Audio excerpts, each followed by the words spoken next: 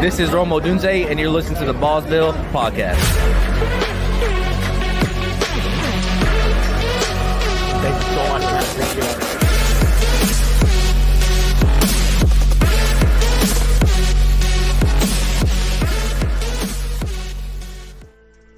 And now, your host of the Ballsville Podcast, Scott Fitzgerald.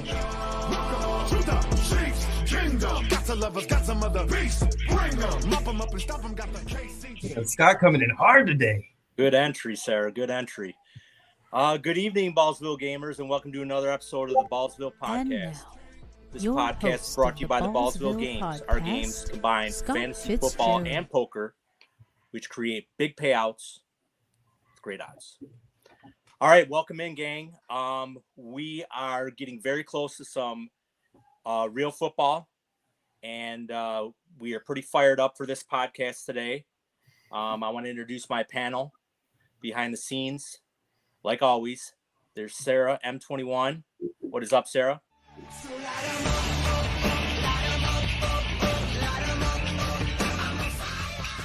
All right. And my co-host, love his background, not. He is from Las Vegas. He goes by S. Clement Sleeper, and he is Sean. What is up, Sean? How you doing, my friend? And the Hawkinson lover. We all know him from Lakeland, Florida. He goes by the dealer, is back on Sleeper. He is a dynasty expert. Mr. Ken Moore. What is up, Ken? Hi, what's going on? And back in the chair, the man from the wild frontier, way up in Alaska with the Lions gear. What is up, Zubicus? How's it going, gents? All right, Jeff. Welcome back. Mm-hmm. Okay, we are going to get into it. Before we get into some news and notes, I just want to run some things by everybody. Very important here. He is a very good friend of mine. His name's Freddie Crittenton III. Tomorrow at 3:45 Eastern Standard Time, he will be running in the 110-meter hurdles for a medal. Please give him some support. He ran high school track with my daughter, and we've been friends with him and his family for a long time now. So please give him some love tomorrow to run for that gold medal. So getting into our scoreboard, all our leagues are full. Thank you very much for the Ballsville community. You guys are great. You filled all these leagues up right around the 1st of August. All our redrafts, best balls, and dynasty leagues were all full. So we really appreciate your guys' support. That just shows you how great of a community we have in you guys to fill these leagues up very fast. It'll be very exciting for the point scoring season. Because of that, we have a mini game that Alex put up. It's gonna be called Hot Takes, and the reward for this game would be $40 in cash. You'll get 3 entries into the big game and 3 entries into the mini game, all for 2025. One of those mini game entries, we want you to refer a friend and give it to them and bring them to the community. So we would really appreciate that. This game consists of kind of like prop betting a little bit. So what it's going to be is we're going to have 5 players that you can give a yes no answer on where they're going to finish. So for example, is Kyler Murray going to be a top 12 quarterback? Is Christian Watson going to be a top 30 wide receiver? Is Brock Bowers going to be a top 10 tight end? Will Levis a top 18 quarterback, or Cooper Kupp a top 15 wide receiver? We're also going to have rookie rankings. So we'll do a top 5 rookie running backs. You'll list them in order with their rankings. Same thing with receivers and same thing with quarterbacks. So pretty interesting exercise. I think it'll be a lot of fun. Some pretty polarizing players in there, like the Christian Watson, kind of like that one in Will Levis. See where that ends up. So and that'll be for everyone that's been in a best ball game. So we opened it up for everyone in the best ball games. Go ahead and get into that hot takes, and I mean, it's a pretty big prize. So definitely getting those. So now we will. I just want to tell everyone, please like and subscribe to our podcast. We really appreciate it. We're getting the subscriptions up, and all the likes and comments have been great. So we really appreciate it. Like I said, this is your guys' podcast. So now we are going to step into some news and notes real quick. We also are going to do, along with the news and notes, we'll get into a little bit of talk about the results of last week's Hall of Fame game. We'll also get into the preview of the 16 preseason games this week, and then we will finalize with some trade talk that's been long overdue. So I'm gonna go to let's see who I want to go to this one. I'll go to Sean on this one, since I know he's drafted a few times with Jonathan Brooks here. So in redraft, Sean, do you really want to wait that long for Jonathan Brooks, or would you take Chuba Hubbard and try to get ahead of the game for 3 or 4 weeks, get some easy points? What are you doing with that backfield? I'm still taking Jonathan Brooks, man. I actually kind of like it more now that he's having this, like, for sure, because you kind of have the guessing game out of the issue there. And you can just take him knowing that you're going to be putting him in for a playoff run. And you should be able to draft accordingly, where you don't need to just go after Chuba in order to cover your butt with it. Like, you could easily get, like, I think Austin Eckler's falling around that area. There's some guys that are out there that you can snag that are better than Chuba to wait until Brooks comes back on strong. And then Brooks could be a league winner for you in the end of the season. So I have no problem with it. I like the fact that he's going to drop a little bit farther now. Ken, what about you? Yeah, I can't believe I'm going to say this already, but I'm in the same boat as Sean. I'm probably just going to take Brooks at where he's at, but I'm not drafting Brooks as my second running back in a redraft. He will probably be my fourth, maybe third, depending on where he is. So I can afford to wait for him to come back. And if Chuba, is way late, then I'll pick him up then. But, I think he's like the Hail Mary that you're waiting for at the end of the season. What about you, Zoobs? Yeah, I consider him like a late season league winner kind of type. And yeah, if I'm taking him, I want to make sure that I got 2 strong running backs before him, before I put him on my team. And then and I don't mind covering my butt with Chuba either. So yeah, and I think where he's going is about the right point. And if he comes on strong at the end of the season, you're going to really appreciate having him. Yeah, I'm kind of like maybe the outlier on this one. I'm not crazy. Like, I'm not concerned about like where they're getting drafted. I think they're being drafted appropriately. I just think that Brooks coming off an ACL, they tend to take a little bit more time. I think they're going to baby him a little bit more. They like Chuba.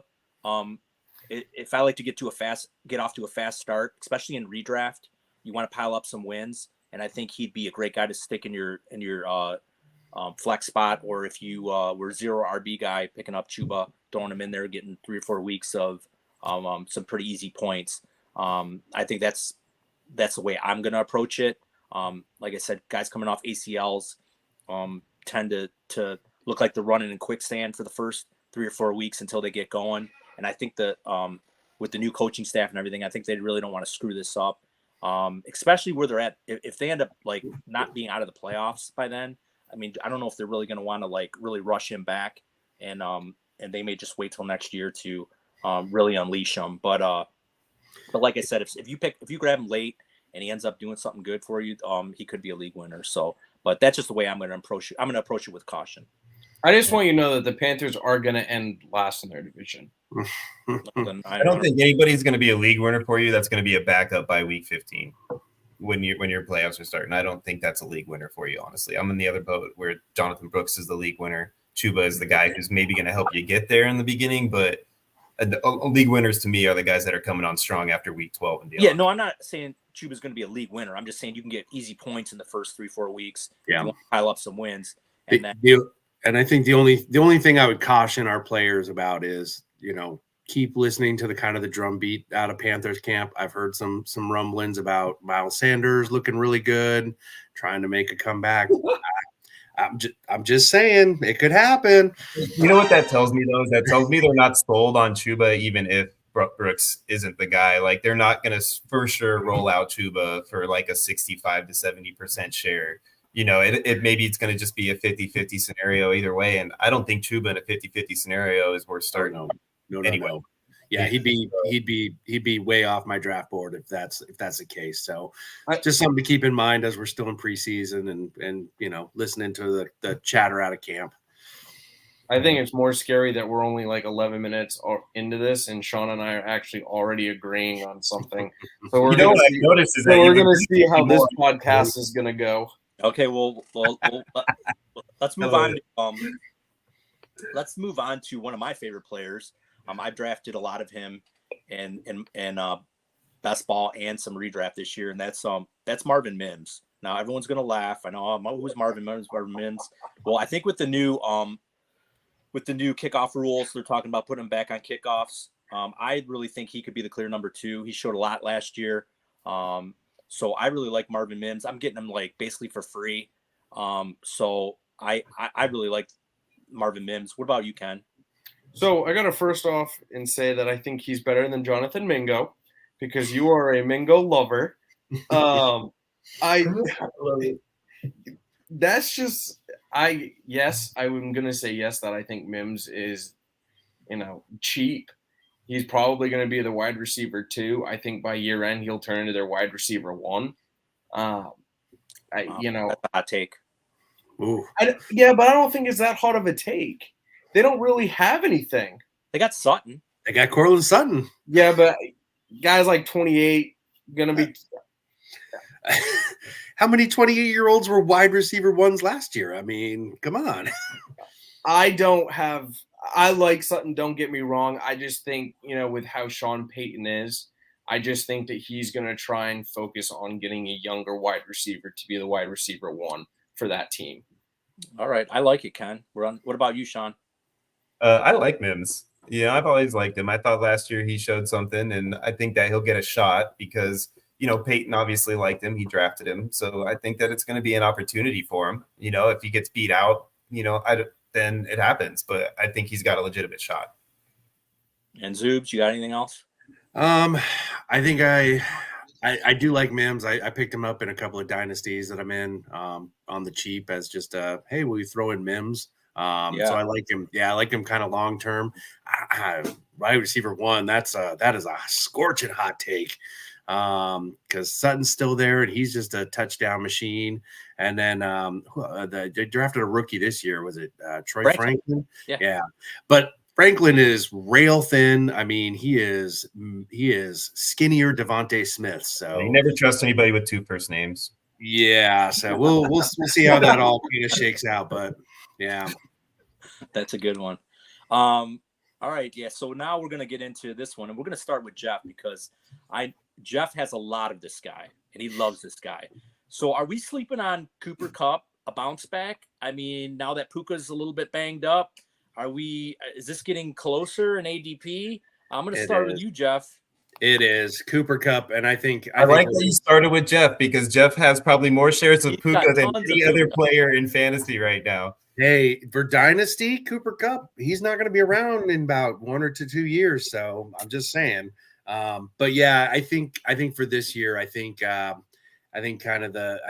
going to really start to, and I think Kupp's probably going to overtake him as far as ADP goes because the drumbeat out of Rams camp is that it's Kupp's offense. He's running that offense. He's running that wide receiver room.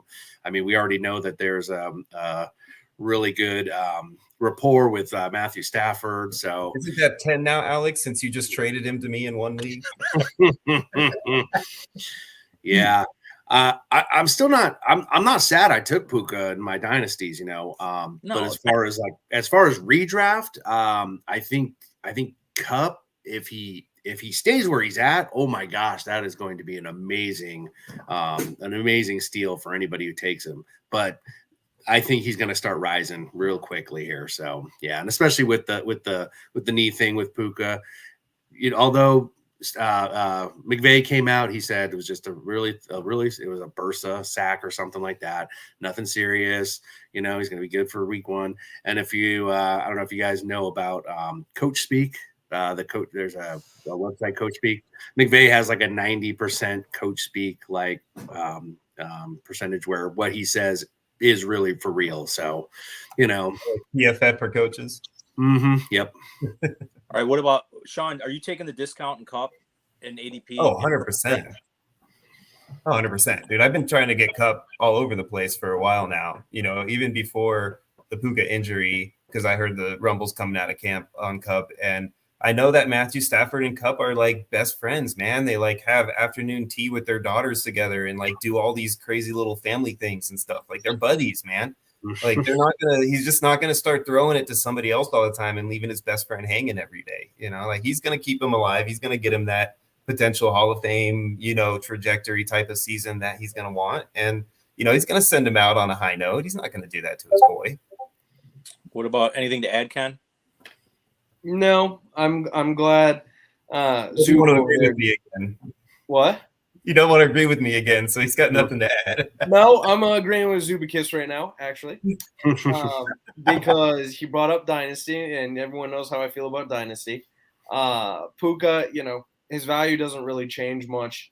You know, I'll take Cup at a discount and redraft. I think you're crazy not to take Cup with the upside that he brings, and any other player where he's been going. No one has that kind of upside Cup has. Gotcha. John, don't say it. Yeah. I don't have to say it. You just said it. All right. Scott, hold on, Scott. Yes. I got a question for you. Go, shoot. Cup or Evans? Ooh, I like that question. I know who I'm taking. You know what? I am gonna take the better offense, and I'm gonna take Cooper Kupp. I am surprised because you were the biggest Mike. I am. Evans I'm a huge lover. Mike Evans fan, but like we've talked about before, you know, I want to draft guys that are in elite upper echelon offenses, and the Bucks are. I don't think they're quite there yet. Even though I love Mike Evans, I think, you know, the Rams are definitely an elite offense, and like we talked about before, the Kupp and Stafford connection. As long as Kupp is healthy, Stafford's going to be looking for him early and often in that offense.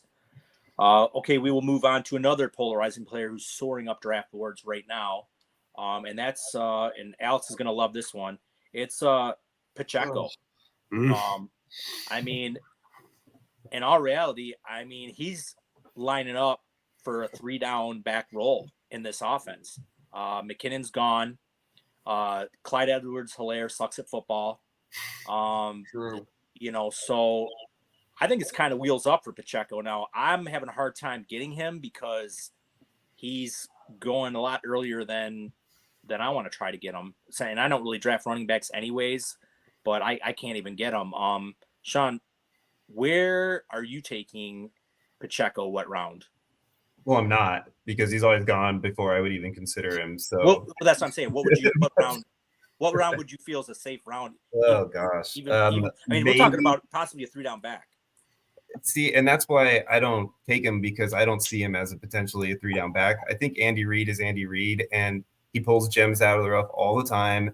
I think he's going to find a guy that's going to step in there and take the McKinnon role, and he's not going to be needed nearly as much this year with a much better receiving core.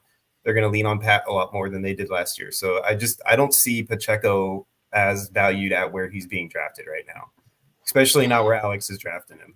What about you, Kenneth? Yeah, I can't get behind where Pacheco's going. I think he's going way at his ceiling, and I think he's going – there's no room for the ceiling where he's being taken. He's going way too high. You guys got to remember, when Pacheco came into the league, no one expected him to even be anything.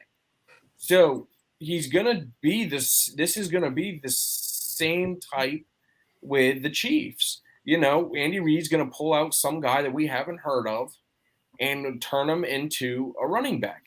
Reid's done it once; he's going to do it again. Was it Derek Prince? I think is the kid that's supposedly what's coming out of camp is that he's turning into their more of a wide receiver back, kind of like more of what McKinnon did. So for me, I won't draft Pacheco in a redraft at all because I don't like where he's going, because he's going very close to, I think it's ETN kind of value. I think he's like right at the end like ETN goes at the beginning of the round, Pacheco goes at the end, or if it's right at the beginning of the next round, and I don't like that kind of value.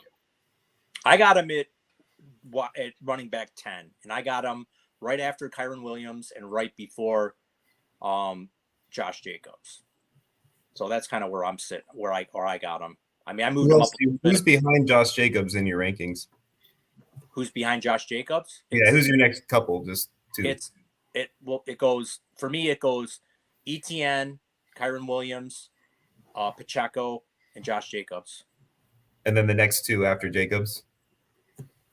Do you have two? Achan and Kamara. See, but you got to remember he's a lot lower on HN than most. Yeah, I'm lower on HN. That's why I was asking, because I had a feeling HN was in that below him tier, and I wouldn't agree with that. No, HN's going. I mean, because all these running backs that I just named, they're 3-down backs, a potential 3-down back. Achan is a 3-down back. I put Achan in the satellite back area. I don't know, man. He's just so explosive, though. He could do as much as Pacheco's doing in that offense, because the offense is going to be spread around more on the receiving side, man. Pat is still Pat, and they're not going to just sit back and run the ball like they did last year when they had no receivers to catch it. I think it's going to be wide open. Think that, and I'll let Jeff chime in, but I just think that Pacheco is going to have. He's going to be the guy at the goal line, where Achan is not going to be the guy at the goal line. It's going to be somebody else. And I mean, Achan's going to have to score all his points on long pass plays, run after catch, maybe a reverse, maybe on special teams. He's not going to be running the ball up the middle through the tackles. So go ahead, Jeff. And do you have anything? Oh yeah, I disagree with both of those guys. I got A-Chain. I got him right after Kyron Williams. That's where I got him. I think he is. I think he is great. I think he's on a great offense. I think he's going to be amazing this year. So, yeah, I don't know what you guys are talking about. Deneric Prince. You were talking about CYA with Brooks and Chuba. What do you think about Achan? If you take Achan and you have Murley with his injury history, are you pushing hard to try to take a Jalen Wright or something like that later on in that draft? Probably. I mean, yeah. I think you have to. I mean, and Jalen Wright, you can get almost. I mean, if it's a redraft, you could get him with your last pick, probably. I don't know about that. He's kind of going up. He's going early. There's especially with the chatter coming out of camp that he's been looking real good, and he might even.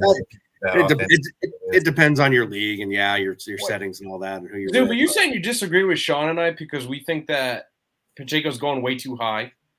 Yeah. Well, I don't know. I think I would almost take him at the beginning of the third round. I think I would take him. Yeah, no, that's stupid. I think I would take him over ETN.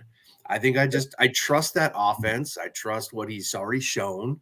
I think he's just gonna blow it out of the water this year. So pubs up. It's a pubs up. Push pubs up. ETN will finish higher in fantasy than Pacheco will. I don't know. Do you want to put a pub sub on it? Put it down. Put me down for it. Put it up. Jeff, you're gonna get an Alaskan pub sub, a salmon sub. Yeah, that's fine. Just send me some salmon instead, and we'll call it a day. All right, fair enough. All right, and then we'll move on to this one. Now, this one I thought was interesting because there's a lot of chatter coming out of Raiders camp. Now they do have Zamir White is the RB1, but there's a lot of chatter with Dylan. I think that you pronounce this Lobby or Lob. That he's really showing in camp with his blocking, his pass catching ability. So my point is for 0 RB drafters, and I've seen him going almost for free or towards the end of redrafts, round 20, round 21. He could definitely have some standalone pass catching value in PPR leagues. And like I said, all he really has to beat out is Alexander Madison, who he's getting to the point where he kind of sucks at football now. So I really like him as a dart throw towards the end of my draft. So you 0 RB guys that are looking for satellite backs to give you some points. He could be a guy that I would definitely want to keep my eye on. We'll go to Zoobs. What do you think, Zoobs? I've been taking him late in best balls a lot, just as a like second to last round or last round flyer if he's still there. Because I do like what he's showing just as a pass catcher and kind of the chatter that's coming out of camp. So yeah, I think he's a nice late round flyer for sure. Sean, Nah. you don't like it? Nah, it's gonna be Zamir White. Well, no, I know he's going to be Zamir. I know it's going to be Zamir White. I'm not saying he's going to take over Zamir's White role, but I think Pierce is going to run a 2-back system, and you're going to need a second guy. And I think he has. Why do you think he's going to run a 2-back system? Because he's not going to give Zamir White everything. They did it for Jacobs. Well, yeah, they gave it to Jacobs, then they moved on from him. So yeah, because they had Zamir White, who stepped in and did the same thing. You're telling me Zamir White's the Josh Jacobs? I think that they're going to play him that way in the beginning of the year, and if he doesn't perform, then maybe Dylan starts to get some shares. But okay, well, that's kind of my point.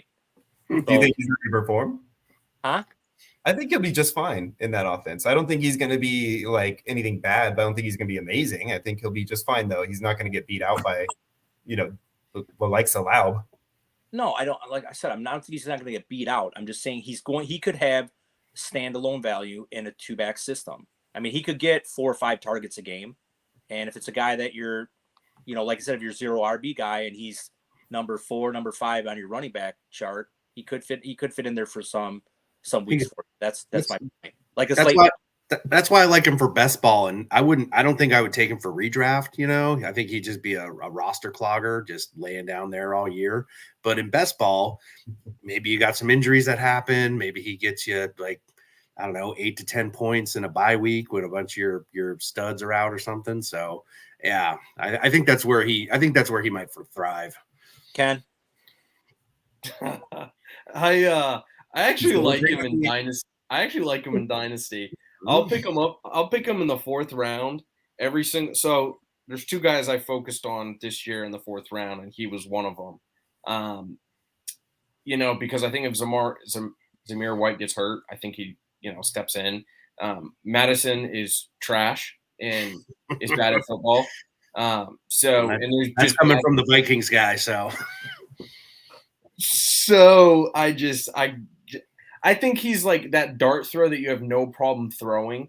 And if he hits that, you're ecstatic, kind of like the Puka Nacua where you were getting him last year. Right.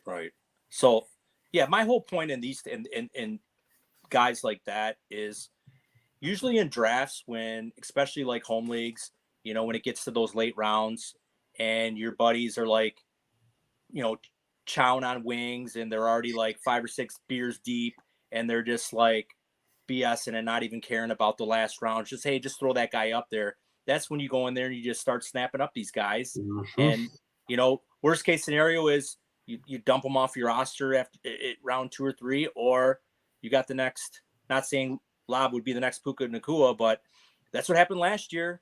I mean, everyone either took him in the last round or like what I did was Sunday morning, I woke up and said, you know what? I'm going to add Puka Nacua to my roster and I never know what's going to happen. And then you get something like that happens. So that's what I like to do. So we are going to move on. You want to talk Ayuk at all? Ayuk? I mean, what's there really to say? I mean, he's still a Niner right now. I mean, are you at the point now where I'm like to the point where I'm like, I wish I would have never drafted him in best ball because he's just going to be an annoyance for me. I think he's going to be moved before our next pod. I think he is. I think I'm exhausted by the fact that it's going and going and going. It's like that's why I think it's going to get moved. I think the Niners are in the same boat, and they're like, dude, we just need to get this season moved forward one way or the other. So I think they're very close. I think it's just going to come down to getting it done. Supposedly, what I heard is that he had over $30 million offered to him by the Patriots, and they had a deal in place with the Niners as far as compensation. Everybody was good, and Brand was like, yeah, nah, I don't want to play for them. Yeah, you know what? He's a complete moron because he's not a $30 million receiver. He's had 1 year, big deal. Oh, and I like it. What's his target competition in New England? He would have stepped into the alpha role this year for sure. And I mean, he would have beat out DeMario Douglas, maybe Jalen Polk. I mean, New England doesn't need them. They really don't. Yeah. I mean, they have Baker, they got Polk. They don't need that aggravation with a rookie receiver. Just They're not. Pardon me. The Patriots are not ready for that. No, they're not for that. They are 2 to 3 years away, in my opinion. They're just too young across the board. On the offensive side of the ball, everyone who came in, Polk, Baker, May, they're all young, right? Even Stevenson's young, and he's been there for a couple of years. Your oldest guy is Bourne or Juju. I think it's Bourne. And those guys aren't really even part of it anymore. So bringing Ayuk in at 26 years old for that team, it just doesn't do it. You need older guys. I'm fine with Bourne and Juju. Juju's bad. Don't get me wrong.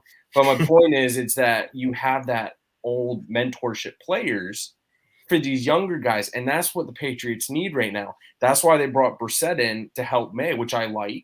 And that's just kind of where we're at. And they're not there. They don't need Ayuk.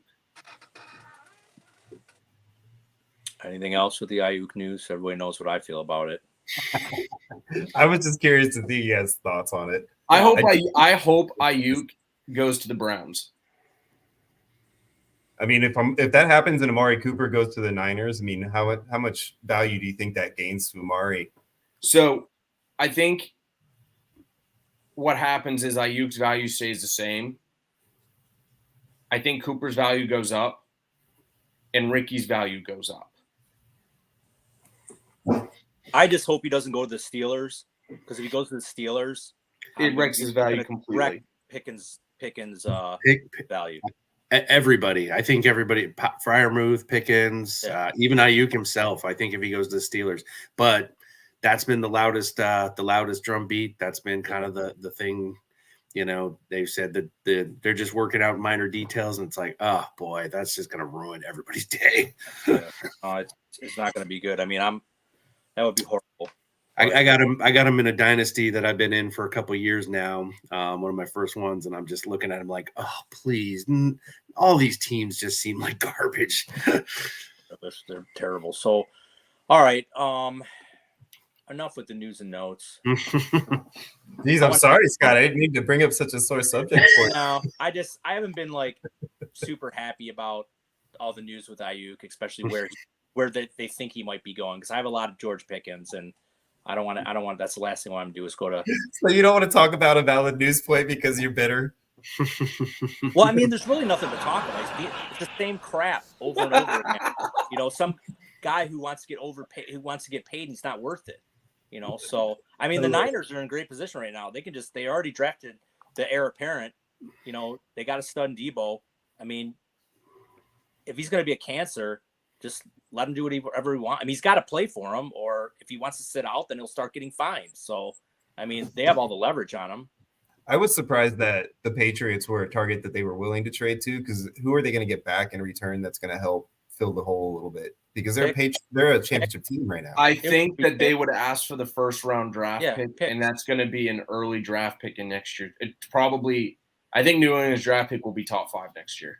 I don't think New England's giving them their first round pick. That's what they were. That's all they have. Yeah. They weren't going to move them unless they were going to get a first round picks. I heard second rounder was the standard target. Well, do we got a minute? Can we play a quick game? Where's the best landing spot for him? I mean, across the board. I mean, I think as out far of as the 3 teams, or are you talking about the whole NFL? Let's open it up. Let's open up for the whole NFL, because all of us are on the same page. Take them, Buffalo. Take them. You know what I'm gonna say. I mean, I know where Sean's going with it, but you can have them. You can have that cancer. Take them. Hey, I mean, that could be a huge piece for this season. Buffalo ain't gonna pay him though. That's the problem. So Buffalo can't pay anyone. I think Ken, you had a point. I mean, the Browns make sense. The Browns could be an okay spot, but yeah, I mean, with all the contentious behind it, and just kind of his attitude through the whole thing, I think it's a bad look all around. So when you think about a team going all in, like the Jets. Wow, I mean, they don't. they don't have a lot of depth, really. They got Mike Williams is coming off the PUP and the ACL. And then they got a couple of rookies they picked up last year. Well, they'd have to ask Aaron Rodgers first. I mean, Aaron Rodgers would rather have Devontae Adams. Yeah. Yeah, that's what Aaron. Yeah, get a little team action going, then send him over to the Raiders. The Raiders can send Devontae over to the Jets. The Jets will send something back over. That's the kind of trade I don't think we'd see in our lifetime. All right, let's do some recap of last week's game. The Texans and the Bears in the Hall of Fame game. I got just roasted for the under on that one. That Told you. I mean, come on. These two quarterbacks were playing like it was the Super Bowl, man. Give me a break, man. It should have been a punt fest that first half. But I don't know. Anyways, the Vegas wins like they always do. So all the people that took the under got burned. So really, I just went against what you said, so I got a nice payday. Well, good. That's why I tell no one to bet on the game. So let's talk about some standout players in that game. I think we can all say that the only relevant player that I think we were really watching was Cam Akers. Can we agree on that? Yeah. I mean, who's got fantasy relevance, I would say. Exactly. That fantasy. Yeah. So is he pushing Dameon Pierce for the number 2 behind Mixon? No. Sean? I don't think so either. No, I don't think so. Jeff? No, I'd be really surprised if that was the case. Yeah, I think the fact that he played actually kind of proves it, to be honest. Well, yeah, because Mixon's been dealing with something, a groin injury, I think, or something like that. And so the fact that they held Dameon Pierce out when the everything I'd heard up until game time was Pierce is going to play. That tells me that they're like, no, Pierce is the backup, so we'll play whatever other guys we've got down here at the bottom of our depth chart. So, yeah. The only way it happens is if Pierce gets traded. Sean, do you like the new kickoff rule? I do. I mean, I think that field kind of screwed us out of a really good opening for it because there was a lot of slipping going on those kickoffs, but it definitely was fun to see how it played out. There was a couple of kickoffs that I saw, like once less slip here or one extra block there, and the guy had room to break it. So I wouldn't be surprised if, the really skilled returners in the league, the Cordero Pattersons and whatnot, can use this to their advantage and start breaking some of these touchdowns, man. I'm excited to see how it plays out tomorrow and this weekend because now you get to see every team doing it, and we're gonna really see if it's consistent, how it's played, or if it's gonna be more of a guessing game all throughout preseason. So, I'm excited about it. I think it was a good little kind of wet the whistle. It didn't really give us everything because I think the field conditions are just so bad, and it was obviously bad weather. So. And B and C team players. I mean, yeah. I mean, you're talking Hall of Fame game. Like they hold backups out of that game on a regular basis. So it wasn't like that great of a what do you call it? Like I should say like a showing for it. But I think it'll be really fun to watch this weekend. What about you, Ken? Yeah, I'm excited for it. I needed something to get excited about on the kickoffs and stuff, so I'm fine. I like it. I'm very excited for it. All I want to see is what the Dolphins do. That's all I care about. I just want to see how the Dolphins handle this. Well, the Steelers too, man. I mean, they picked up Patterson specifically for kick returns, and they love him in that Arthur Smith offense. So, the guy like that, like this could tell you whether or not he's worth taking with a late round flyer. Based on how this preseason might go, if they actually put him back to return. Yeah, I don't know how this NFL thinks this is going to be safer because you still got guys running into guys that are engaged and falling on people. So, I mean, you're still going to get guys that are going to get rolled up on, still going to get some guys that might get some concussions. I just don't see how this has anything, if it makes it any safer. I mean, maybe the guys aren't getting a full run at the person for bigger collisions, but when you run guys into piles of other players and they all fall on each other, I mean, there's still risk of injury. So I don't know. I really don't see how it's going to be safer. It'll definitely be more exciting. I think it'll be safer too. I do. I just think that the main thing with the blockers not having more than a 5-yard to 10-yard run up is going to change the injury aspect, because that's where 90% of them happened, was the block on block injuries, especially the major neck injuries and things like that. Yeah, true. All right. Let's get into some game previews for next week. What we're going to do in this exercise, gamers, is we're just going to go around the horn. Each panelist was asked to preview 4 games. And like I said, we'll go around the horn, and each panelist will give their opinion on the game and what players to look for that may have some fantasy value. So I'll start. I'm going to go with the Lions and Giants at the Giants in MetLife Stadium, 7 p.m. And what I'm looking for is, obviously Jared Goff's not going to play, so I'm going to look at Hendon Hooker. I'm going to see how he has processed the offense, how he looks out there now that his knee injury is well behind him. I want to see how he runs the offense, because if Goff goes down, he's got to be able to run this offense. So I'm really interested to see how he runs the offense. Another guy that's had some camp hype was Jameer Jefferson. He was drafted back in 2021. He could be a guy that, could possibly might look pretty good in the preseason. Somebody that could be that 3rd or 4th running back on that roster.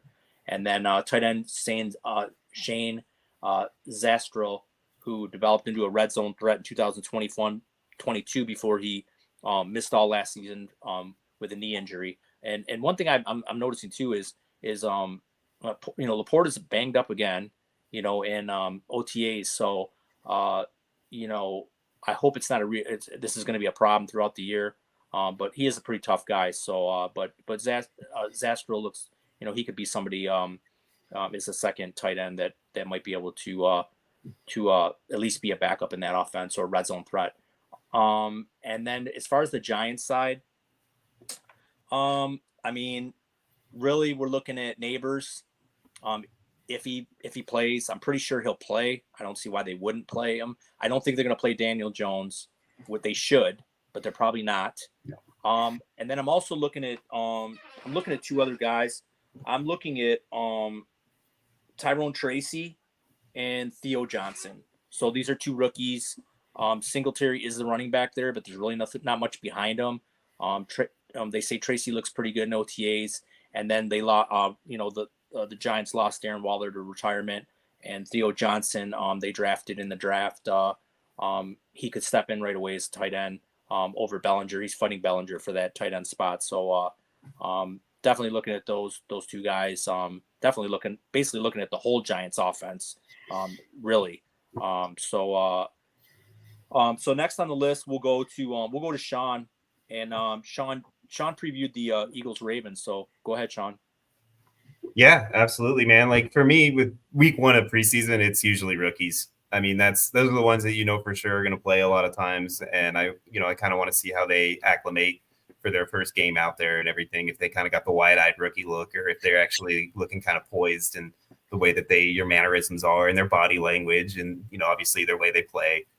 So for me on the Eagles side, I want to see how Shipley looks out there today. Well, not today, but this weekend. That's a player that I liked coming out of college talent wise. And I know that they're an offense that does like to do a committee approach, even sometimes 3 backs. So if he comes out and he looks decent, he looks like he's, made for the part. I really think that he could kind of carve his way into a role with that offense. So that's a guy that I really want to look at on that side of the ball. And otherwise, I just to kind of get a feel for this new offense that they're running and how it's going to look. And to just kind of see how this is going to play out. I know Barkley's not going to be in there, but, just kind of an idea on what their scheme's going to be like, really more than anything. On the Ravens side of the ball, it's more about how are they going to utilize this running back core behind Henry, right? Because Henry's not going to play in this game, from what I understand. So, they're basically kind of conserving Henry. I don't think he's expected to play in the preseason, if I'm not mistaken. So, I really want to see how they play out this backfield and with the guys that they have there. I know Keaton is, I believe, still coming off his injury, so I don't believe he's going to play either. So, that's the kind of backfield like layout from there. I want to see who starts. I want to see who comes in after them, who has the most playing time, those kinds of things for that running back core. Because, the rest of their team is pretty much, what you're getting. That's really the only kind of question mark is how are they going to handle that backfield behind him. I like the Shipley take. I'm interested in watching him too. Okay, Ken, you're up now. And Ken, what about the Panthers and Pats? So it's going to be kind of interesting because I look, of course, for the Patriots side, Brissett's going to play, which is great. I'm more looking forward to all the rookies. Drake May's going to play. How long is he going to play? What's he going to show when he's out there? Polk's going to play. Baker's going to play. And then on top of that, I guess, one guy that's showing a lot out of Patriots camp is their 7th round draft pick at tight end is Bell, who I guess is showing a lot for the Patriots. So for me, it's kind of all over the place, but it's really to see how this team's going to connect because you have so many young pieces coming in, and we're going to see how, all their training camp so far and see how it shows in that first preseason game. So that's kind of what I'm looking forward to the most. And excuse me, on the flip side, the Panthers, Legette's not going to play. Brooks is out. So what do I look forward to the most? It's not really any of the players for me. It's more of what Dave's offense is going to look like because the Panthers as a whole last year sucked. It was some of the worst football I've ever seen. Watching it and live, watching it on TV was just bad. So I just look forward to seeing how Dave has changed that offense to hopefully play to Bryce Young's strengths, whatever they may be, and kind of just go from there. So, that's kind of what I'm looking forward to the most from, that game. And, it's very tough right now for the Panthers wide receiver core to see who's going to come out ahead. So I kind of look forward to it more, what's going to happen with them more like preseason 2, 3, and 4. Got you. Alrighty. Over to Zoobs. Zoob, break down that Seahawks-Chargers matchup. So this one I feel is going to be real interesting because you got new offensive coordinators for both of these teams. So it's going to be kind of all new game plans across the board for what these teams are going to look like. The Chargers, you kind of went from sort of a passing first, and now we assume it's going to be more of a run first. And then Seattle brought in Grubb, who's a offensive coordinator for college, and it's going to be kind of a new offensive scheme there. So really kind of interested to see how those two offensive schemes really kind of shake out a little bit. As far as Seattle, you got your top guys. They're not going to play. I mean, Geno Smith isn't going to play. Metcalf, JSN, maybe, but I doubt it. I mean, so really the only thing I'm looking for on the Seattle side, I want to see how Sam Howell looks. I think they're going to give him a lot of play time. I want to see if maybe they've calmed him down a little bit over in Seattle from his time in Washington, because that was a pretty frantic year for him. So I want to see if he looks a little bit better, and a little more calm. Maybe they've, tamped him down a little bit, especially, we got news that Geno Smith is dealing with something with the hip. So, and he's, 33, 32, 33, somewhere up in there. So if he goes down and it's the Sam Howell, show, is he going to be able to be fantasy relevant for those pass catchers? Yeah. As far as on the Chargers side, come on, who do we want to see? We want to see Kamani Vidal. We want to see what he looks like. He's gotten a lot of buzz on the offseason, even though he was kind of a late round pick for the Chargers. But, you got two older guys at the top of that depth chart who get injured a lot. And if this is John Harbaugh and he runs the kind of run heavy offense we think he's going to run, I want to see if that rookie's got some juice to him, and if he has a chance to maybe take over this backfield at some point. And, especially if either of those two guys go down, or if he just looks better than them, that could be a real thing. I don't think we're going to see Ladd McConkey. He's dealing with his own kind of injury right now, which is a real bummer because I really wanted to see how he looked out there. But does that open the door for Brandon Rice? Kind of a late round flyer. I'm sure Ken knows that name if he's talking dynasty, maybe somebody in the 4th round. He's the son of Jerry Rice. So if he gets some play time and he looks really good, maybe he's got a chance to make his way onto the field a little bit more this season. Because I mean, they really don't have much. They got Josh Palmer, you got Ladd McConkey, and then who's after that? So I'd like to see Quentin. Oh, huge! Don't get me started on the guy with the bricks for hands. Do not get me started. All right, it's like Hot Hands Heenan from Little Giants. All right, well, that pretty much wrapped that one up. So we'll go back to the top here, and I'll break down the Falcons at Dolphins at Hard Rock Stadium in Miami. I think for the Falcons side, everyone wants to see Michael Penix. He should get a lot of run. Not sure he's going to have anyone really to throw to. I'm assuming is probably going to sit out. They also have a late flyer, 6th rounder, Casey Washington, who the buzz in camp is he's like an Amon-Ra, catches everything out of the slot. So somebody maybe to keep your eye on there. On the Dolphins side, OBJ is not practicing. So I'm really interested to see Malik Washington. He's a burner, just like all the whole team are burners. I'd like to see if they put him back in the kickoff. I want to see how he runs the routes, how he catches, and I'm really interested to see him. I'm not sure if Jalen Wright's playing or not. I'd like to see him and his run. I know probably ETN's not, or not ETN, but Achan's not playing. Mostert's not playing. So hopefully they give Wright some run. So should be a pretty interesting game. I'll definitely be interested in tuning into that game. I think there's some rookie goodness that we'll get out of that game. So we'll move on to Sean, and I'm sure he's super excited to break down this game. This will be the Bills and the Bears. Go ahead, Sean. Yeah, baby. Cannot wait to see my boys in uniform again. I'm so excited. So, I mean, I get this way every time for first preseason game of the year for the Bills, and then it starts, and then by mid-second quarter, I'm looking at a trade on my phone. But, it's always so exciting to see your team run out of the field for the first time in the season. So, as far as the Bills are concerned, obviously I'm watching for pretty much everything that goes on with my team. A couple of players, though, that I actually want to see is I want to see how they utilize Dawson Knox in this new offense.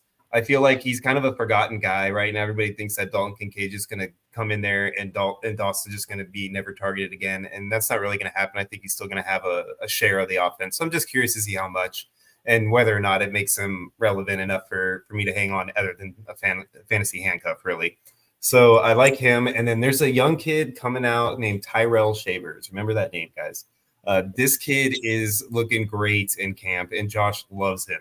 Like, he has been talking him up, and I really do think that he's going to have something to prove to us in this game. So I think he'll get a lot of play, and I'm excited to see him. And then I'm hoping that we get Keon out there too. I mean, I want to see Keon make some sort of amazing catch over the top of somebody, walk off the field, and say this is what you have to look forward to. So, those are the main things on my side that I'm looking forward to. I mean, everybody knows on the Bears side, there's so many great things to look forward to in this game. We're hoping Caleb gets his first action as a starter. We're hoping Rome gets out there and plays with him, and we can see how that connection kind of looks. Want to see how this offense looks a little bit more when he's actually under center, because they're going to give him a little more things to do than they really did in this last game. So, it's going to be fun, and then we're going to have the Hard Knocks episode following it too to watch. So we're going to get to see the breakdown on that once everything goes through and the Bills kick their butt. So it's going to be one of those games that's it's going to be exciting across the board, no matter what offense is out there. So cannot wait, man. All right. Well, I think next week we may give the the analysis of the Bills. Should we give it to somebody else instead of Sean? Because Sean just gets so excited. Yeah. So we'll go on to Ken, and we're gonna give Ken a game where he should have a lot of information on his hometown Bucks. They will be traveling to the Bengals. I'm excited for this just because it's kind of interesting. So as of right now, it doesn't look like Evans and Godwin are going to play. But then they kind of talked about a little bit today that they might play just for like a couple minutes in like the first quarter just to get like their feet wet.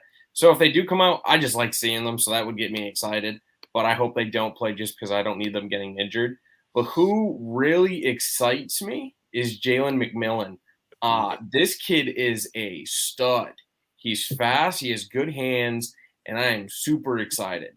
I think he is going to absolutely blow who is it? Trey Palmer, right? Yep. Trey Palmer's going to fall to fourth on the depth chart. McMillan, I just am very excited for him and ready to see what he, has to show for everyone. And then there's another guy that I've actually been following, which he's been getting a lot of people talking in camp, and it's undrafted rookie Cameron Johnson. He's actually been getting talked about a lot, and I hadn't really heard much about him. I didn't even know he got picked up until some news and reports have come out that he's just impressing everyone. So I'm ready to see what he has to show out at camp. And of course, I hope TJ's watching because TJ's going to love this. He doesn't like Mr. White. So I am ready to see what Bucky has to show. Yeah. So that is the other player on the Bucs I'm excited for. And I don't necessarily care about how much he's in the game. What I care about for him is I want to see how he runs. I want to see what his vision is and if he can find those open pockets. Because if he can, I think he's going to really, really, really cut into Rashid White's what's the word? Workload. Thank you. Workload for this season. And then on the flip side of that, I'm also kind of excited for the Bengals because it looks like the starters are actually going to be out there, which is shocking to me. I did not think even Glass Joe. Hey, Burrow will be out there, which I'm actually kind of surprised about.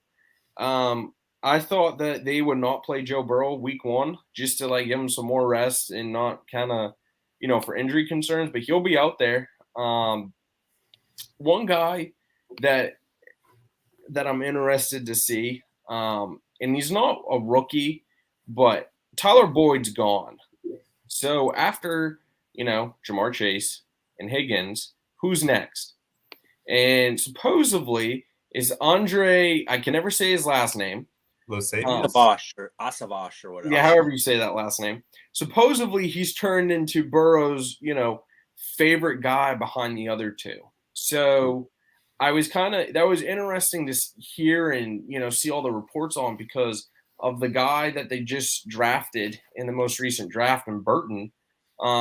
They're not really talking about him much. So I want to see what he also has to bring because I think, that's really the big thing at a Bengals camp for what's for wide receiver 3, because everyone was kind of thinking, Burton gets drafted, he's going to take Higgins' spot when he leaves next year. So it'll be kind of interesting to see. All right. Well, before we get into Zoobs, I wanna just welcome to some viewers in here that I haven't seen in a while, or I haven't seen at all. And Ralphie Sleeper, welcome. Bill Burgeon, welcome. Joshua Bernanza.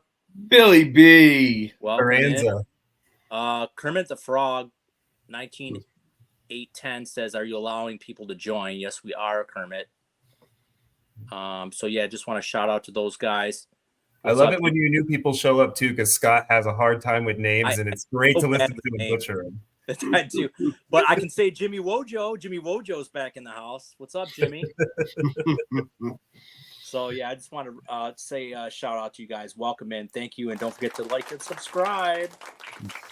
If you So we're gonna move just on throw to up a comment Zoobs. so Scott can welcome you to No, the team. please, I don't want to butcher any more names. All right, Zoobs. Saints cards.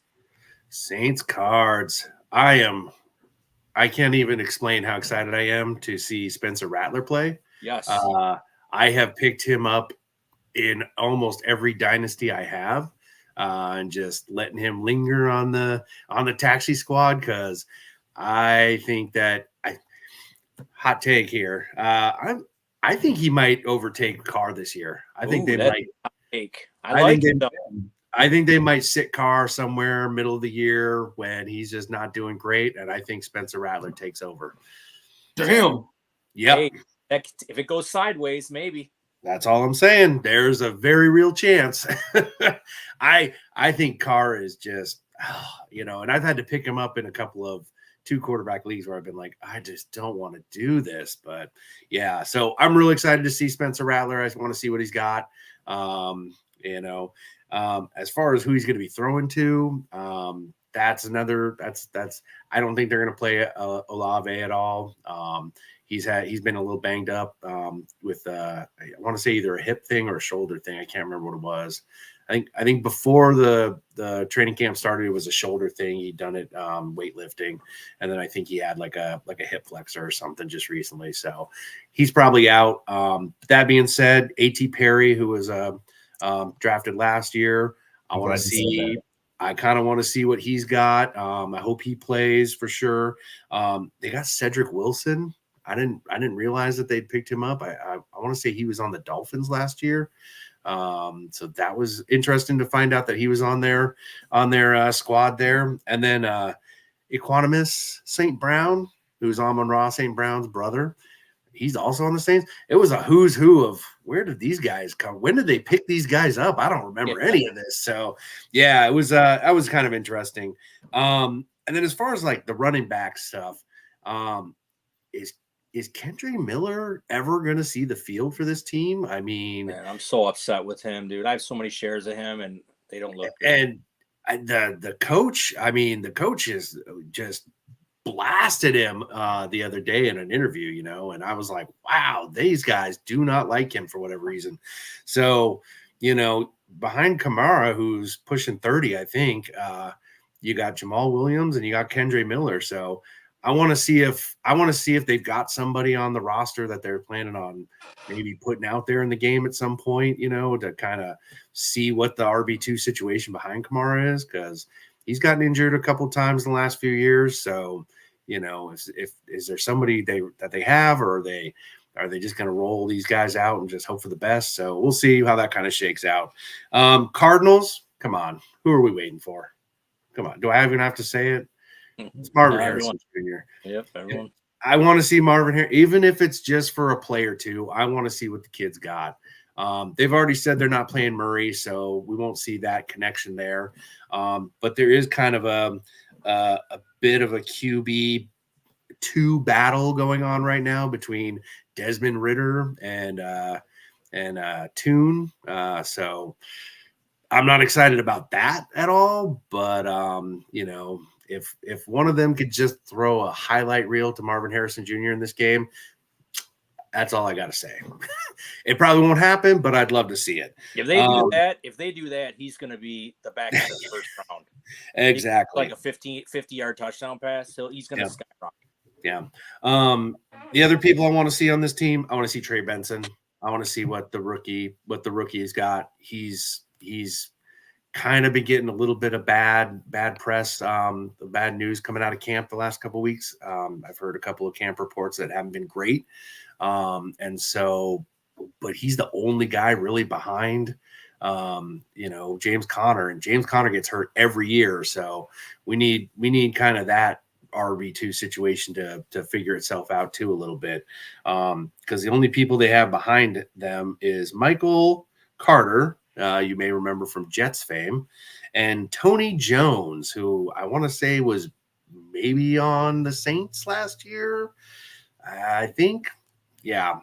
So a real who's of nobody back behind James Conner there. So, yeah. Besides that, though, that's who I'm excited to see there. All right. Well, I think we're all ready to tune into Harrison. Like I said, big catch, get a big catch for a touchdown, and he'll be at the back end of the first round this year. I am going to break down the Houston Texans at Pittsburgh Steelers over there in Pitt, and I'm going to start off with the Texans. Not really a lot here. They played last week, no starters, probably pretty much the same thing. I'll probably check out a little bit of Cam Akers, see if he can have another, another good game, trying for a backup role. And then I'm going to go right to the Steelers. Russell Wilson looks just like fat and slow. I mean, I don't think he's going to win that job. Justin Fields has looked good in practice.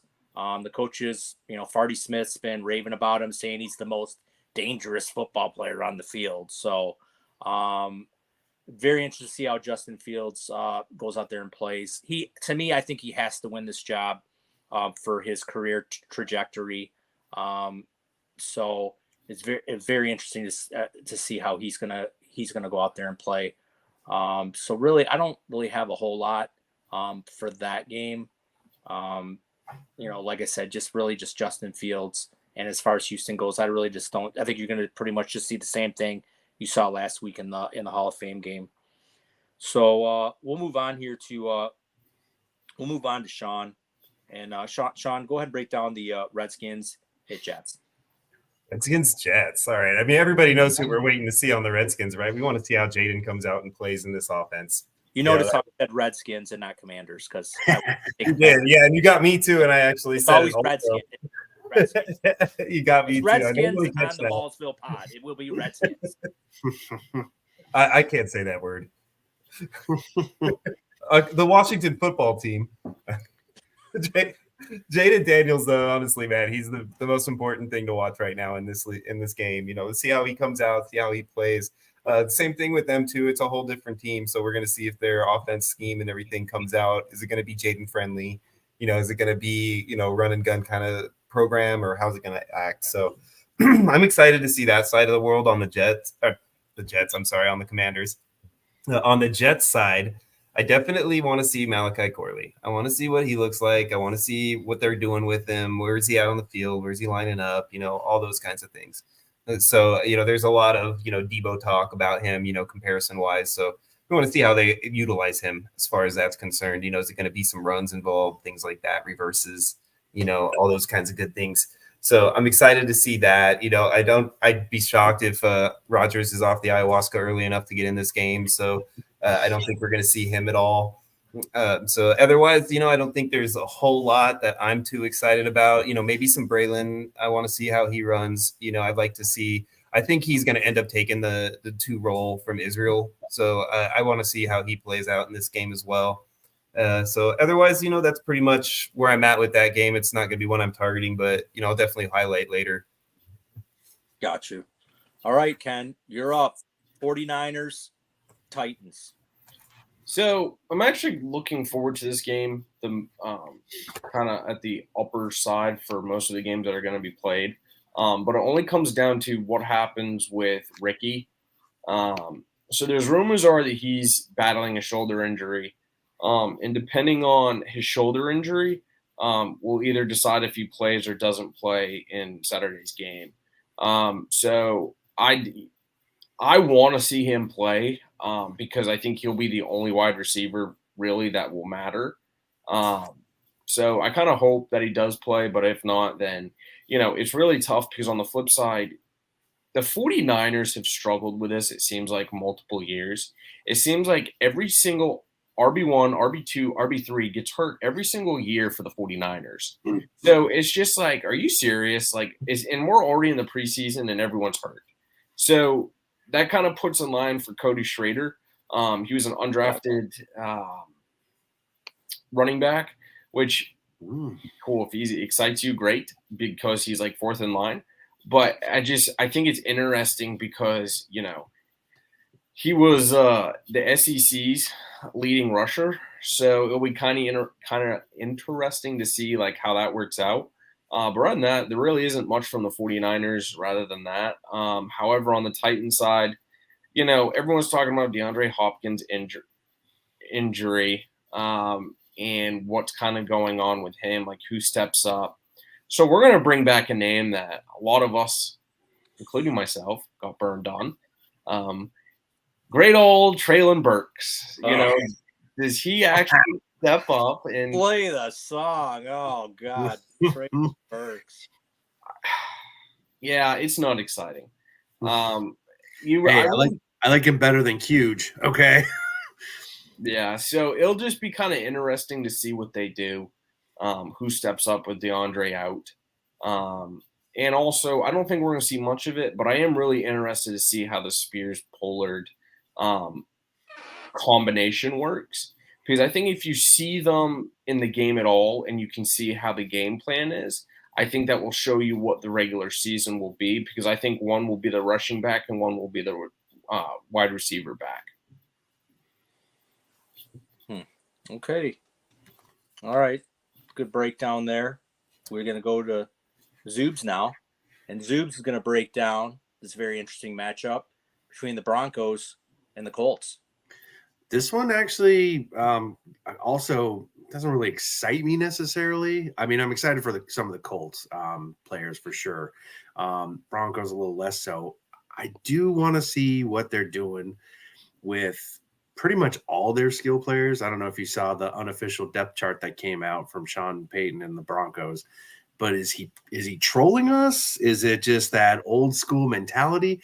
He's got all the veterans above all the rookies and second years people. So yeah, reading about, you know, what their preseason plans were was like, what am I looking at? Stidham's the QB1, Zach Wilson's the QB2, and Bo Nix is the QB1 on their depth or QB3 on their depth chart.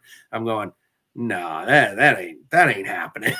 So I think we're going to see a lot of Bo Nix. I want to see what he's got. I was not really excited about him as a QB prospect coming into the NFL. I don't know if he's really got what it's going to take to be an NFL quarterback. We'll see. So I want to see what he's got. I want to see if he can run this offense at all. I want to see Marvin Mims. I know he's not a rookie, but I want to see what his role is.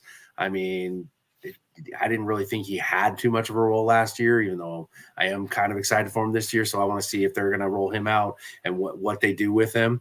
I also really want to see Audric Estime. Because Peyton has kind of come out and said that he doesn't care about Javonte Williams. They don't like him there in Denver. It doesn't seem like it. And then behind him, you've got Samaje Perine, who's pushing late 20s, early 30s. And so you just got a kind of a bunch of nobodies after that. So Audric Estime, they drafted. They seem kind of excited about getting him. So I want to see what kind of juice he's got.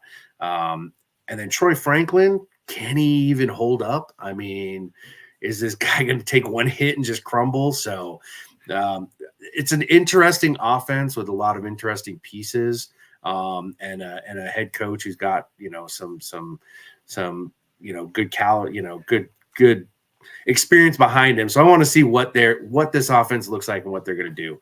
The Colts, I want to see Anthony Richardson. I want to see him out there, even if it's just for a few drives. I want to see how his shoulder looks, how he's throwing after that injury last year. So that'll be nice. I don't know if you guys heard today, Josh Downs went down with a pretty nasty injury, was carted off.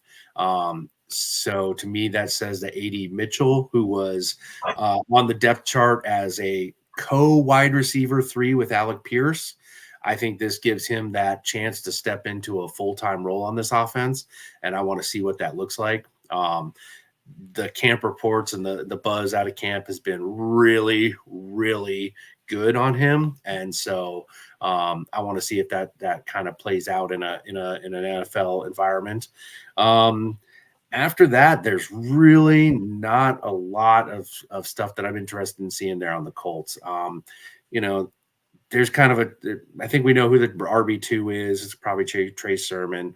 I think we know who the tight end 1 is, Jelani Woods, but maybe there's kind of a battle there for the tight end. But we'll see how that kind of plays out. But if we see AR, if we see AD, and if we see just those two for a couple of drives and see what their connection is, I think that's going to be real exciting. Great. All right. Good breakdown there. Like it. I'm up now, and I'm going to break down this this Raiders and Vikings game in U.S. Bank Stadium in Minneapolis. First off, we'll go with the Raiders. It's going to be battle of the mustaches. We got Minshew and O'Connell battling it out. My sources say that Minshew's outplayed O'Connell so far and has the upper leg going into the first preseason game. So it'll definitely be a pretty interesting battle to watch here. My money's probably on the Minshew man too. I like his game. And then we already talked about Dylan Lobb, or Lobby, whatever you want to call him. He possibly coming in as a satellite back, possibly. So I'll be interested in watching him. I don't care too much about Madison, so I'm really interested in seeing this guy. As far as the Vikings go, we're all looking at JJ McCarthy. See how he runs that offense. I think honestly, Kevin O'Connell envisions McCarthy taking that job at week 1. It wouldn't surprise me if he starts him over Sam Darnold. But they're both going to play, and wouldn't shock me if McCarthy outplayed Darnold. So they got an early bye too, so it'll be week 6 if nothing else. Yeah, they'll figure that. I noticed that too. And then the only other thing I'm looking at is I know Aaron Jones isn't going to play, so I'm kind of looking at Ty Chandler. I liked him last year. I think he can carve out a role in that offense, and so we'll see how he is in this offense. But I actually do like Ty Chandler a lot. So that's don't have too much there. Just like I said, more interested in the quarterback competitions in both teams. We'll go over to Sean. Sean, you can break down that Packers-Browns game. Yeah, absolutely, man. I mean, as far as the Packers are concerned, there's really not a ton out there to watch for. I mean, they've got the young kid Keyshawn Nixon, I believe his name is, who's going to be a returner. He's supposedly excited about this new format and everything, so that excites me just to see him out there and returning these kicks. But otherwise, I really don't. There's not a lot on that side of the ball that I'm too worried about seeing. We pretty much know what to expect out of them, and I don't think they're going to start anybody that's really worthy on the offense anyways. On the Brown side, this is a kid that I really liked last year, and I kind of got a soft spot for the kid. DTR, I want to see him back under center. I want to see if he's progressed at all. I thought he was just kind of thrown to the wolves a little early when he was a rookie, wasn't ready for all that. Hopefully he'll come back and be at least a little more poised and a little bit more, up to speed with the game pace. So, yeah, I'm excited to see how he kind of plays on that side of the ball. But, it is definitely one of those games that it doesn't really have a ton of flash for me as far as what I'm going to look for other than that. All right. JoJo's chiming in. He loved the quarterback competition for the Raiders since he's a Raider guy. He does not like my take, so I'll give Ken some time. Surprise. Ken, you got any rebuttal for my take? No. All I'm gonna say is that their quarterback room is in the top 5 of worst in the league. I love it. All right, Ken. Chiefs, Jags. I love it. I just love getting JoJo going. All right, so Chiefs and the Jaguars. So I think I look forward to this is that Andy Reid's going to do Andy Reid things. First quarter of the game, he's sending out all of the starters on the Chiefs. So I think that's going to be interesting to see. You're going to see Worthy, Rice, Hollywood Brown, Pacheco, which, of course, our commissioner just absolutely loves him and thinks that he's, one of the best running backs in the league. I just think that I want to see how Mahomes is going to move the ball around and just kind of see how he meshes with all these wide receivers because it's a lot different from last year rather than Rice and Kelsey. But I think it's also going to be interesting as the starters all come out, who's that RB2 behind Pacheco? We've kind of talked about it a little bit here, Prince and stuff, but is there someone else that we don't know about yet? Sean. So I just think that's the interesting waiting for you to name him. Just waiting for you to name him. And the next part from the Jags, I just kind of want to see how Brian Thomas does. And just kind of see, what he can bring to the table. He's been kind of quiet, I mean quiet in terms, there hasn't been much on him for news. And I just want to see how he can do out there.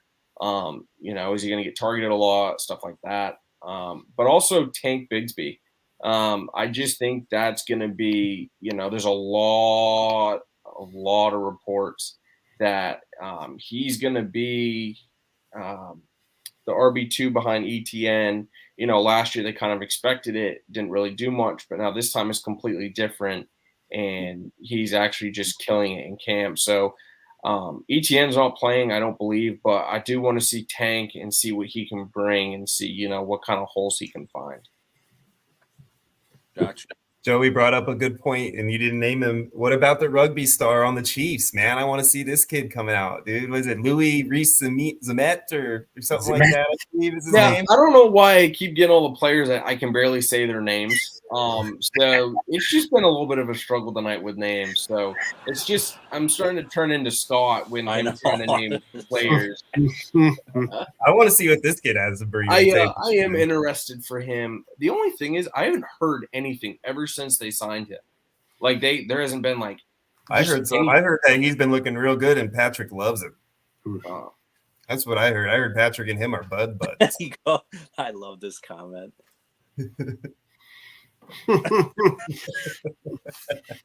All right.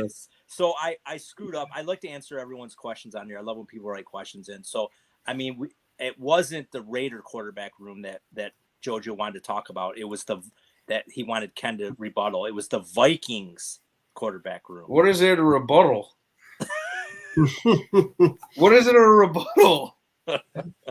I will say, I completely disagree with what Zubakis says is an RB5 for Pacheco. Oh, Jesus. We've already pub sub. We can't pub sub again. Right? I'm just saying there's no way Pacheco's an RB5. Don't rag on him before he gets to break down his final game. All right, come on. We got one more game, then we got to get into trade. So, all right, Zubakis. How about I think Rams? Yeah, I think this matchup, I don't know what I'm looking for on either side of the ball. We know that the two quarterbacks, they're not going to play. They're older quarterbacks. So. How about Trey Lance? Trey Lance, he's the one thing that on the Cowboys. What's he look like? I've heard his camp has been horrible. So yeah. I want to keep I've heard it's been really bad.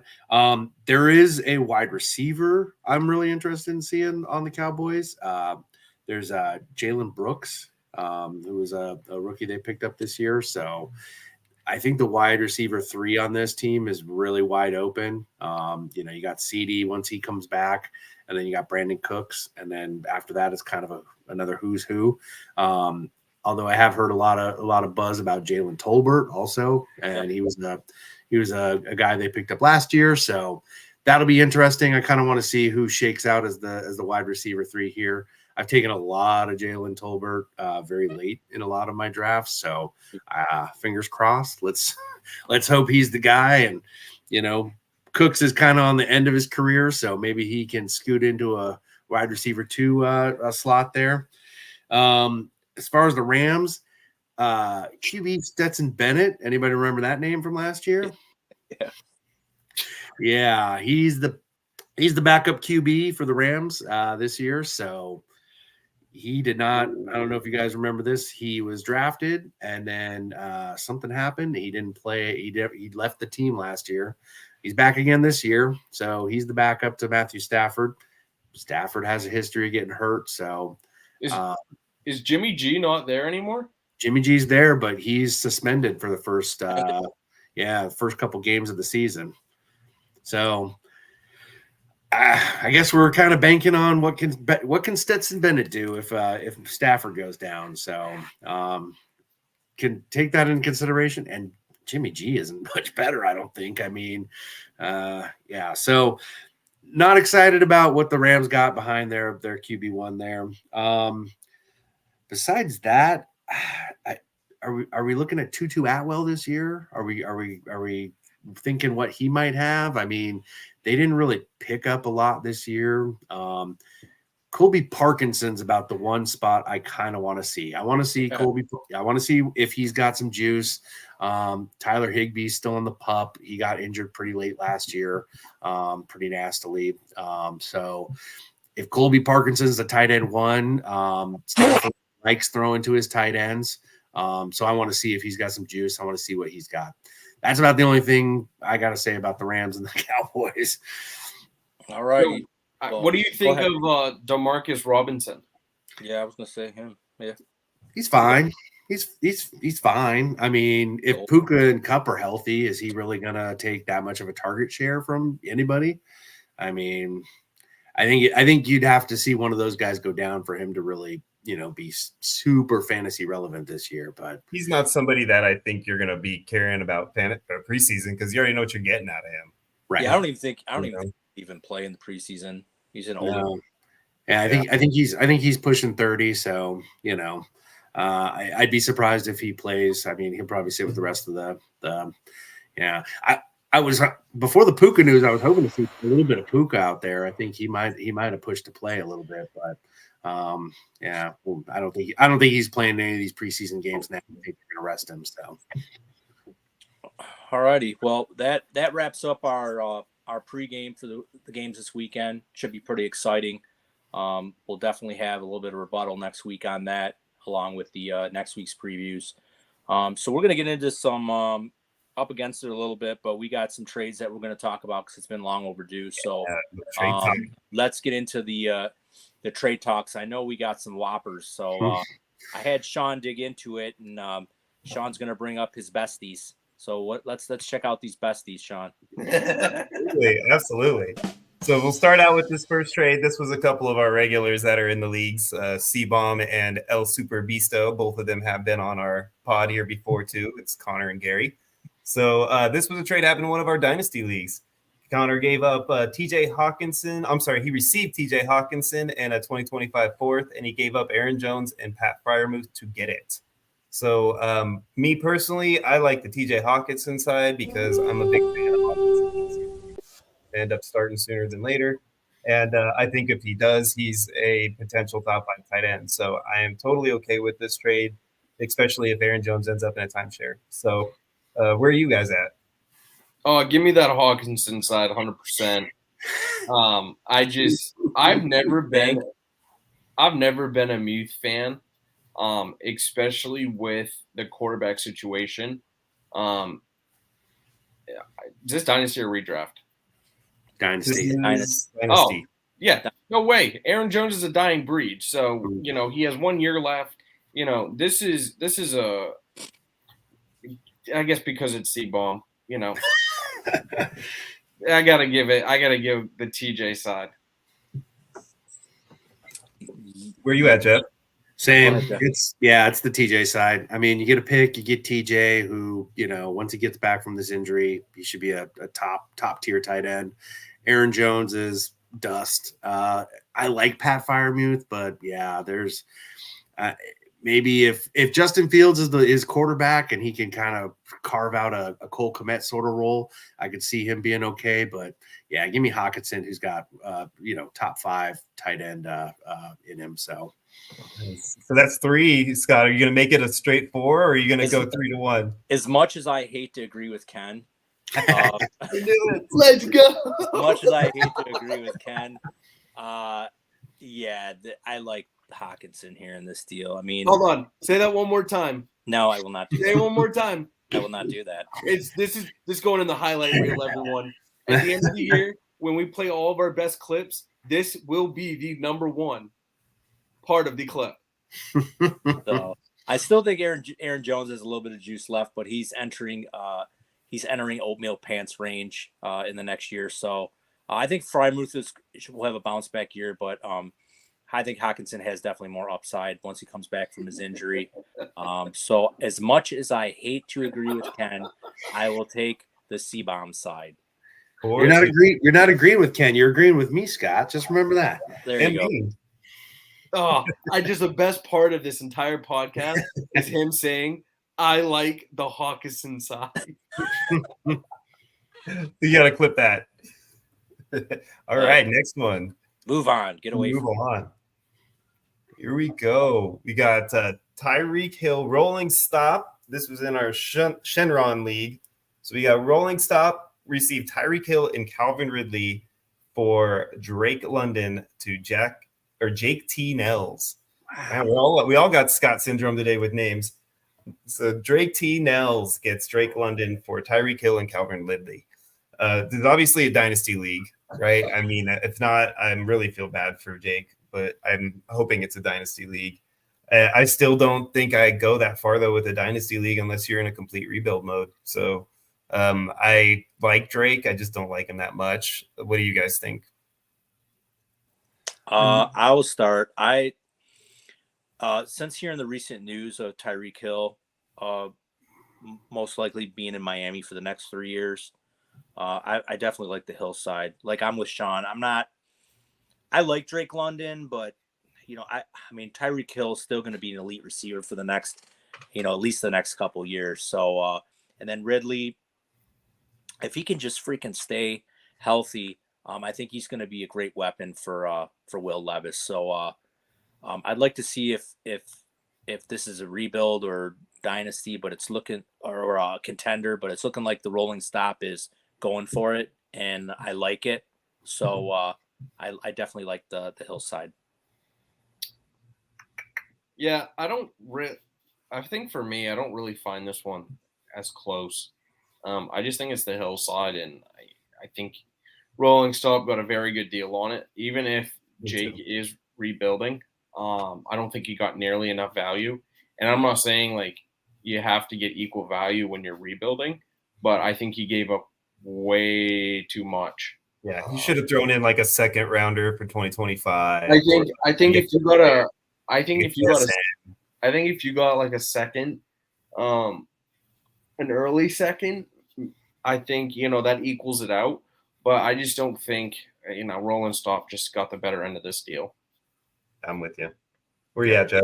Yeah, same. I mean, I'm wondering what he has left for wide receivers after getting rid of those two guys. So, and not that Ridley is necessarily a top tier, but I mean, even last year with a kind of a down year for him coming back after 2 years not playing, he was still top 20 wide receiver, I think, by PPR standards. So, yeah, and then Hill on top of that, yeah, that's. I feel like he might have got fleeced a little bit on that. Do you think Jake should have asked in return like a first? I wouldn't have argued that. If it ever I think it had to be a late first. Yeah, for it to equal out. I'm saying, like a late first, and London for. I think Hill. you have to, because I'm taking Hill over London. Yeah. And Ridley, for where I've seen him go, is kind of early second. So you kind of offset that value with a late first. Yeah, I'm for with sure. Yep. All right. So we all agree that Jake ended up losing the deal, but we understand why you might have went that route. As long as if you're not rebuilding, then we have to talk to you. We need to come to trade. I need a trade where Scott and I disagree. Yeah, we haven't disagreed yet. We got to find something that we. Well, let's hope it's mine and Alex. Oh, this might be the one. This might be the one. Trade to talk about here, guys. So I brought it up as our last little finale trade that we could discuss. So this is our dynasty league, and we did this dynasty league pod draft as our first live draft, if I remember correctly. It might have been the second because we did the mock first. But this is the league where I ended up having all of the old. So my team is a lot of old people, and it basically was old people in Malik Neighbors, and that was pretty much my entire squad. So I'm pushing for a championship here, and my best bet was to move Neighbors and try to upgrade with another backup role or another receiving position, and then potentially get a second rounder in the piece to make it even. So I ended up sending him Malik Neighbors and Amari Cooper, and I got back Cooper Kupp, Nico Collins, and a 2025 second, which is Connor's second, so it's probably going to be the first one. But anyways, so what do you guys think of my trade so far? I'll let you guys kill me. Go ahead, Ken. I know you like to tear me apart. Scott, I actually want you to start this one off. No, you go. I actually don't know. I was helping with the negotiations in this deal with Sean. Oh, you're dirty. You're a dirty. No. Challenge flag. That's not cool. And just so everybody knows that they're reading the comments, the only reason Joey is saying Neighbor's side is because he was upset that I didn't trade him for Drake London straight up because he wanted me to do Neighbors for London straight up. So I would also like to point out that he take his opinion. I would also like to say that JoJo thought that Freiermuth has top 10 upside, which is absolutely ridiculous. So, but where are you at on this one, Jeff? Let's let Jeff chime in. Yeah, man, I personally, I'm on the Neighbors side. I really like Neighbors. I think he is just, even with Daniel Jones throwing the ball, I think he is just going to be hyper targeted in this offense. He's basically all they got after they lost Saquon to the Eagles. So I think he's got 150 targets coming his way this year, and if he can catch 100 of them, he could be definitely in the top 10, maybe top 5. That's a big stretch, I think, but and then Amari Cooper last year looked really good. I think he's got a little juice left in him. So yeah, I love Nico. I'm scared of Kupp, especially in Dynasty. But yeah, if you're going for it, Kupp, like we talked about earlier, Kupp's a good thing to have on your team if you're going for that championship this year. So just after this year, you might be hurting. So come on, Kenneth. Yeah, we're still waiting, bro. Where's that second? Well, it's Connor's, so we'll find out. But I assume it'll be. We don't know yet. Close to the top. Well, I mean, we'll call it 205. How's that? Just call it in the middle. Sorry. I don't like agreeing with either one of your sides because one's Alex and one's you, Sean. I'm kind of stuck in the middle. But I think I have to take the Nico side. Ooh. I love it. So, and here's why. I hate Daniel Jones. And I don't care if you're going to get targeted so many times if you have a bad quarterback. He sucks at football. Yeah, he's just not good. And I don't know. I just feel like, Sean, I think for you, Sean, I think you have to go with your side because I think Nico's going to turn into that wide receiver 1. And Diggs is not going to be the one. I think Tank's going to take into Diggs, but not into Nico. CJ Stroud showed that last year. I think Kupp, and the only reason I'm saying this is because of what you said, Sean. I think if Kupp is actually going to put you over the top along with Nico, I do this trade. But there is a very good chance that you making this move doesn't nothing for you. But I do believe in the upside that Nico and Kupp both bring compared to the other side. I appreciate that. And I mean, I know it's close, man. I do. I might be a little lower on Cooper this year because I'm not high on Deshaun Watson as their quarterback. I think a lot of his, value from last year really wasn't coming from Deshaun. So, I'm just personally not sold that he's going to be able to maintain the pace that he's been at his whole career. So doesn't mean he can't, just means I don't believe it. So I lean that way because of that. I felt like the upgrade from Cooper to Kupp was enough to take what I consider to be the slight downgrade from Nico in the second to Neighbors. Yeah, I just think Kupp has that If Cup can turn back into the player he was 2 years ago, that puts you over the top. Yeah, exactly. That's the championship with the team I have. That's the championship pretty much this year if Cup plays up to potential. So yeah, and I do plan to package that second into a piece that I can utilize this season at some point. Well, if someone trades with you again. Yeah, we'll see. I'm sure I can get our good friend Joey JoJo over here to make a trade with me. So my take on this is, and the way Sean's roster construction is, he built his roster this year and a 2-year, in my opinion, a 2-year win now scenario. So he's looking at to win in 2024, 2025. He has no draft capital. He sold everything. Now in this trade, he does pick up 2025 second.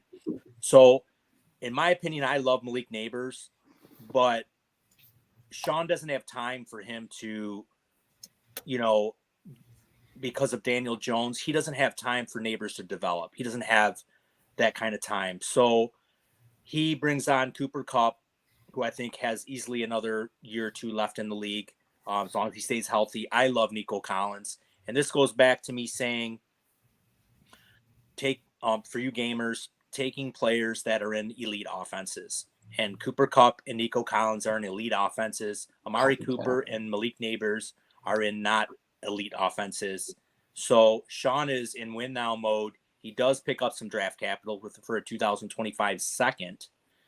So I think this is a very aggressive deal. I like it. If you want to win big, you got to go big. It's a big boy trade.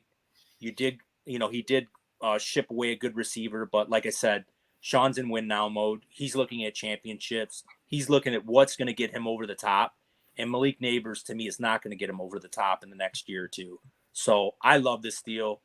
When he told me about this deal and what I thought about it, I said, I'm going for it. If I'm in his position, I'm going for it. So I like it. Big boy trade. Drop the mic. All right, so for starters, you get a flag for copying me, and you also get a flag for... I thought you were going to go the other way for sure. I thought for sure you were going to go the other way. That's why I let you go first. Heck no. Look at me being a contrarian. You know how I feel about Nico. I know, but I thought maybe you would say he was, getting Cup for an older player, and I know you like Neighbors too. So what is Daniel Jones? Sucks at football. Thank you. Can you also say, hey, just as a side note, can you please say that you like Hawkinson? No, I'm not saying that. So, hey, Jimmy Wojo brought up a good point in the comments here. If Cooper gets traded with Ayuk and he ends up in San Francisco this season, where do you fall this trade now? I will still take your side. Yeah. Because of your team. So I think Cooper's value would go up, but I don't think it would ever be as high as Cup. Because you know what? Cooper's going to go to the Niners, and he's going to be the RB. He's going to be the WR2. He's not going to be over Samuel. Yeah, absolutely not. I mean, who's to say that he's guaranteed to hold? Yeah, he's going to go from a number 1 receiver to a number 2, even though it's a better offense. And now he went from no target or all the target share in Cleveland to fighting for target share in San Francisco. And don't forget about my boy Njoku. So no, I mean Joe Flacco's boy Njoku.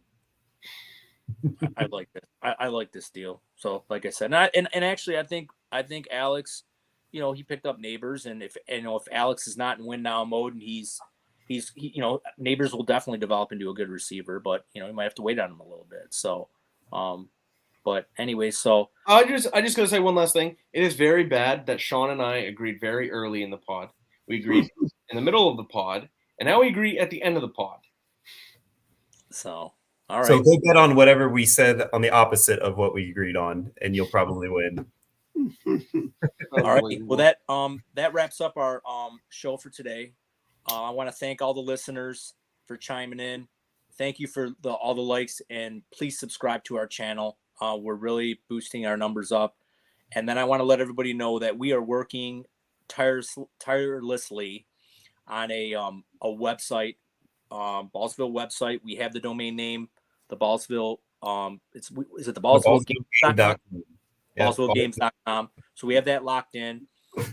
We're trying to get this website out by week 1. It'll be a one-stop shop for you guys to save on your phone, go right to it. We're going to have articles. We're going to have videos. We're going to have ADP. We're going to have all the leagues on there, all sectioned out, so you guys can go on there and pan right through them. So you guys don't have to go to freaking Yahoo and ESPN and all those other, sites. You can just go right to the website that's tailored for you guys, the players. This is another thing that we're doing for you guys, so you guys can get all your information. And then, it'll be like a little blogging area too, so you guys can go out there and chat and put your stuff into and read some of our articles. I'm going to be on our managers about writing articles in there. I like to write, so I'll be writing some articles in there. So it's going to be, we're really, really excited. I think this is going to be a big step for Ballsville.